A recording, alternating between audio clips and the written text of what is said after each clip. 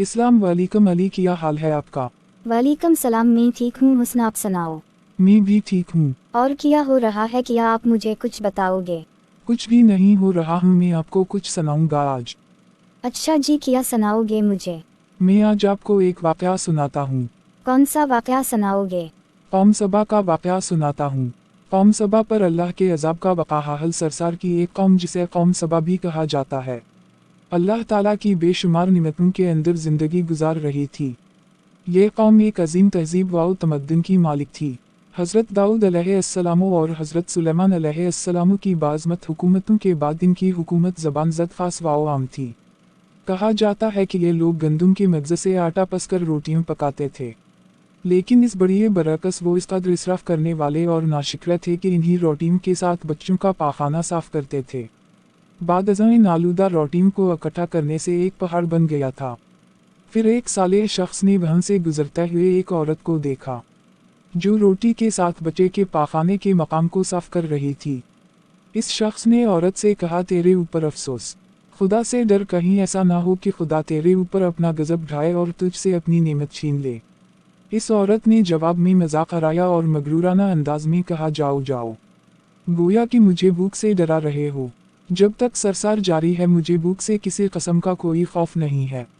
कोई ज्यादा अरसा नहीं गुजरा ना था कि अल्लाह ताला ने इन लोगों पर अपना गजब ढाया।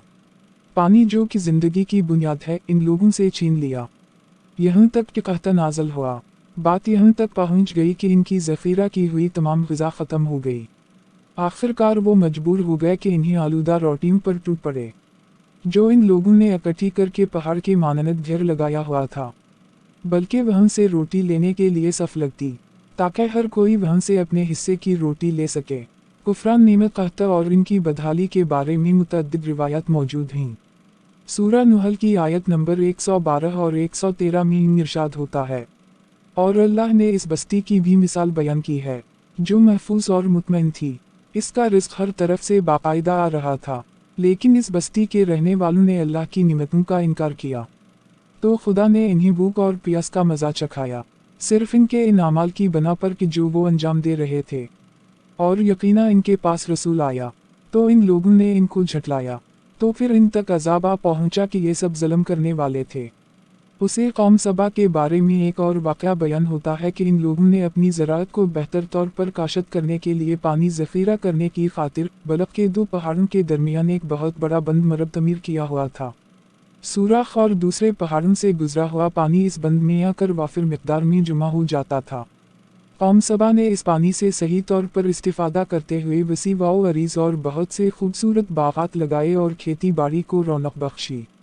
इन बागात के दरख्तों की शाखें इस कदर फलों से लदी हुई होती थीं कि कहते हैं कि अगर कोई शख्स सर पर टोकरी रखकर इनके नीचे से गुजरता तो फल खुद ब खुद टोकरी में गिरना शुरू हो जाते और कलील मुद्दत में टोकरी ताज़ा फलों से भर जाती। लेकिन निमतों की कसरत ने इन्हें शकर करने के बजाय सरमसत और गाफिल कर दिया था, यहाँ तक कि इनके दरमियान बहुत बड़ा तबक़ाती निज़ाम वजूद में आ चुका था। इनमें से साहब इक़्तिदार लोगों ने कमज़ोरों और ज़ईफ़ों का खून चूसना शुरू कर रखा था, यहाँ तक कि इन लोगों ने खुदा से एक अहमकाना अल्तमास किया, जिसका जिक्र सूरह सबा की आयत नंबर 19 में मिलता है। इन्होंने कहा, खुदाया हमारे सफ़रों के दरमियान फासिला ज़्यादा कर दे। इन्होंने अल्लाह ताला से ये अल्तमास इसलिए किया ताकि गरीबों, बेनवा लोगों, उम्रा और सरबतमंद इनके हमरा सफ़र ना करें। इनकी ख्वाहिश ये थी कि आबादियों के दरमियान खुश्की हो और फासिला बहुत ज़्यादा हो, ताकि तही दसत और कम आमदनी वाले लोग इनकी तरह सफ़र ना कर सकें। अल्लाह ताला ने इन मगरूर पीठ के पुजारियों पर अपना गज़ब नाज़ल किया।